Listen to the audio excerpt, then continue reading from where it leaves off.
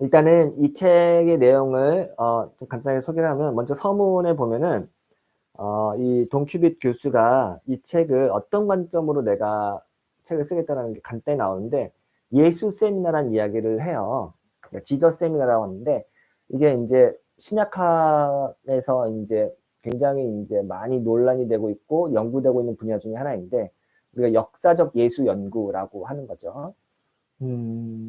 이거는 뭐냐면은, 우리가 예수 그리스도라고 하잖아요. 보통 이야기할 때 예수는 이름이죠. 그리스도는 예수를 부르는 명칭, 호칭이에요. 그리스도는 기름 부음 받은 자라는 뜻의 그리스어죠.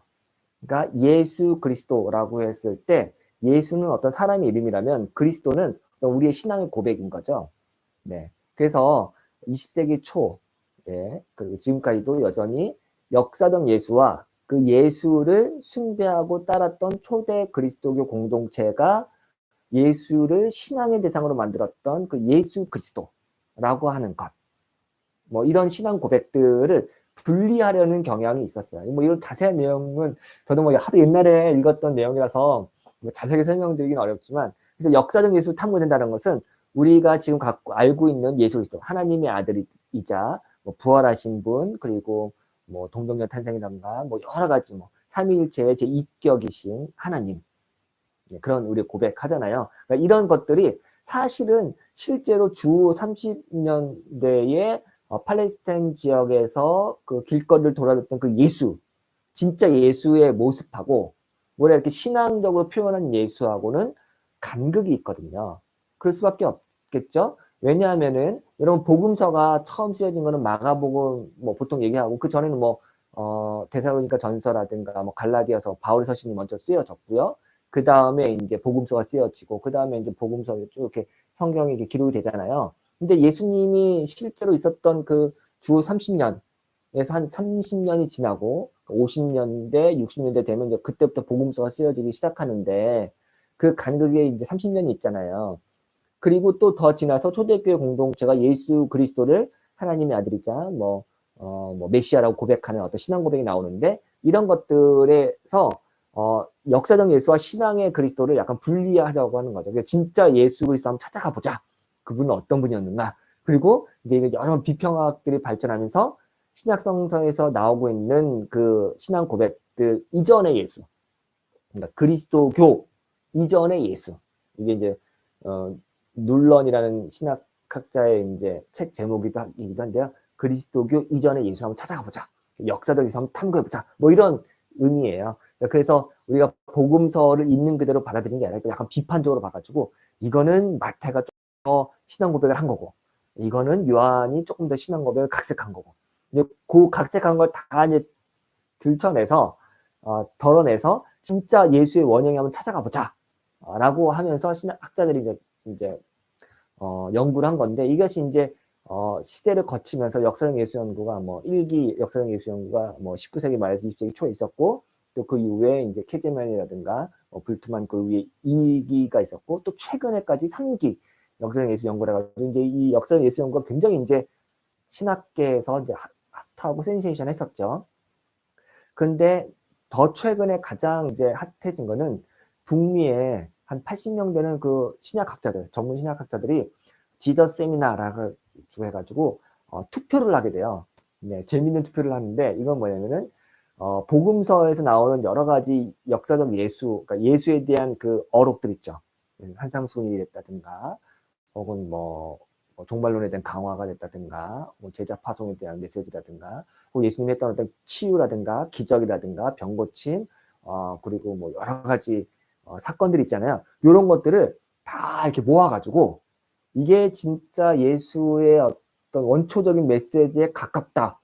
이건 조금 아닌 것 같은데, 이거는 예수가 한 말이 아닌 것 같아. 초대교회 공동체의 어떤 창작물이야. 이게 등급을 매겨요. 투표를 하거든요. 그래가지고 가장 그 예수의 말에 가장 가깝다 생각하는 거, 그거에는 뭐 빨간색을 한다든가, 투표를 해가지고 쭉 그 등급을, 그레이드를 나눠요. 네, 그게 이제 역사적 예수 연구, 예수 세미나의 회원들이 했던 일이고, 이것이 이제 굉장히 이제 센세이션 했었고, 학자들에게뿐만 아니라 일반인들에게도 충격을 많이 줬거죠. 네. 그랬더니 그 결과 예수가 했던 말, 성경에서 예수가 했던 말은 정말 조금밖에 안 되는 거예요.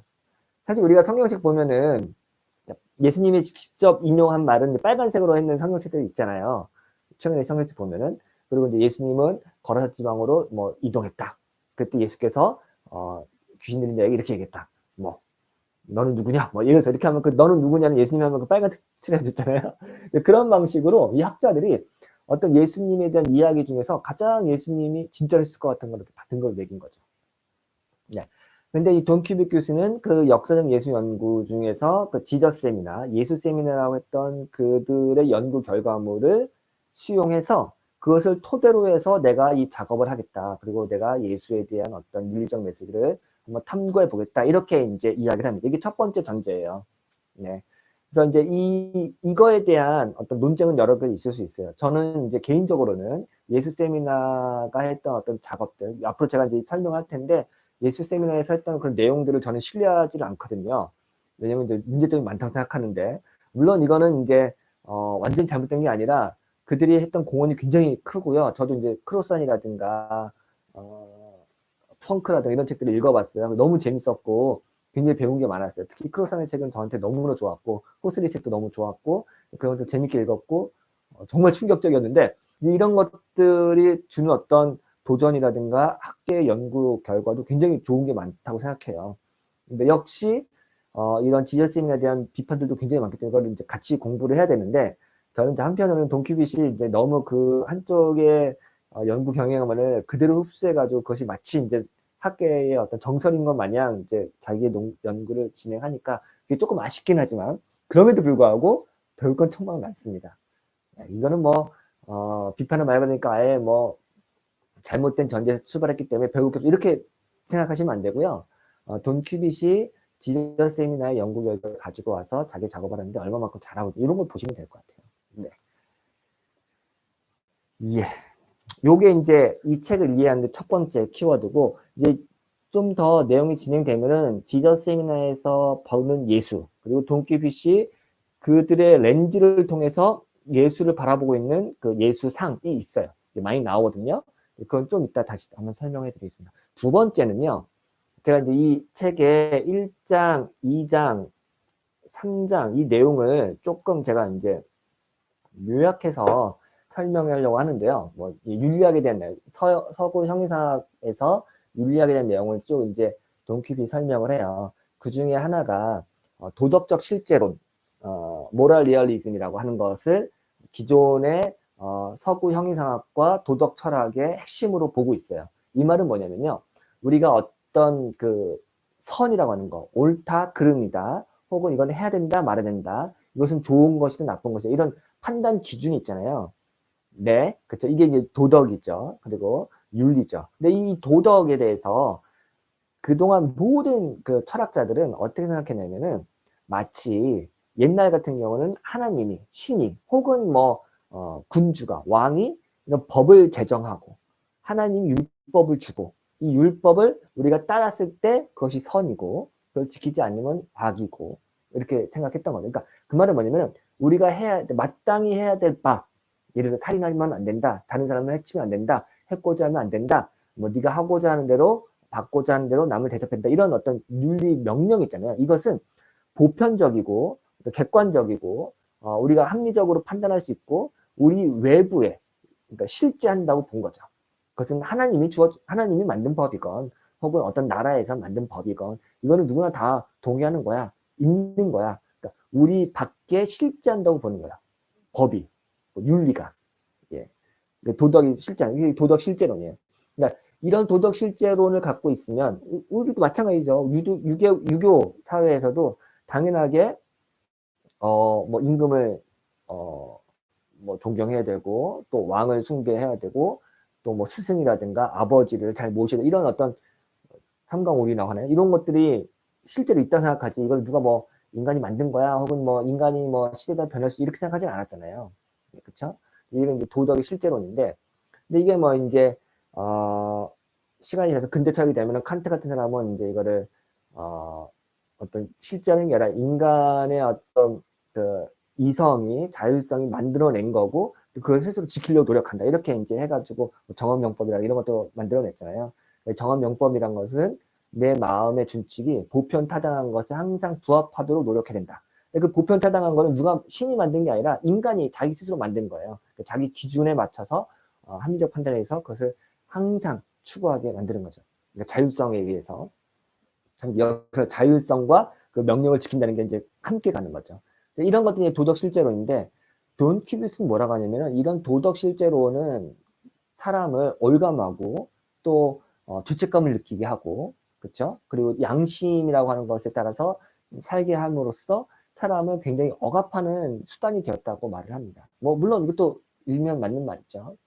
그래서 사실 서구 형사 그 윤리학에서는 윤리학의 역사를 보면은 18세기 되면은 이런 의무론적 윤리, 그러니까 의무를 다 해야 된다. 인간의 돈을 의무를 하는 거다. 칸트 윤리학에 반해서 뭐 휴미라든가 이책 샤프츠베리라든가 이런 사람들이 뭐 동정심의 윤리 혹은 뭐 정감의 윤리 이런 걸 얘기를 하기도 하고요. 또 전통적으로는 뭐 버추 에틱이라든가 덕윤리라든가 이것은 이제 목적론적 윤리하고 연결되기도 하고 그리고 공의주의 윤리 이런 거 다 뭐 오만 가지 이제 여러 가지 윤리 이론이 많잖아요. 이런 것들이 있는데 이 의무론적 윤리, 인간이 윤리를 지켜야 된다. 혹은 윤리는 객관적으로 존재한다라고 하는 것에 이제 반동으로 나온 거는 인간이 이제 윤리를 판단하고 선택하고 결정한다고 하는 이성에 근거한 거 말고 인간의 감정이라든가 정서라든가 혹은 쾌락 혹은 불쾌 이 정감이죠. 이 정감에 의해서 윤리를 판단한다고 하는 정의주의, 그러니까 이모티비즘도 나왔어요. 네. 근데 이제 이걸 좀 더 나가서 돈키브스 이런 모든 서구 윤리학에 놓쳤던 거는 휴머니즘적인 윤리라는 거죠. 말 그대로 내가 윤리를 만들어내고 내가 이 인간들 사는 삶에서 실제로 인간을 위한 윤리 그리고 감정의 윤리, 휴머니즘적 윤리 이런 것들을 우리가 만들어야지 자꾸 이제 구시대적인 유물인 법이 있으니까 그걸 지켜야 된다고 생각하는 그런 윤리는 이제 안 된다라고 하는 거고 굉장히 급진적인 윤리인 거죠. 근데 이 급진적인 윤리의 기원이 누구냐? 바로 예수 그리스도였다. 이렇게 설명을 하는 겁니다. 그래서 이제 앞에 1장부터 3장까지는 그동안의 서구 윤리학이 굉장히 규율과 명령과 혹은 복종과 사람이 어떤 순종을 요구했다면 이제는 자율성과 사랑과 휴머니즘이 넘치는 윤리를 그쪽으로 나아가야 된다. 그게 윤리의 혁명이다. 그 윤리의 혁명의 선구자는 예수였다. 이게 이제 이 책의 전체 내용입니다.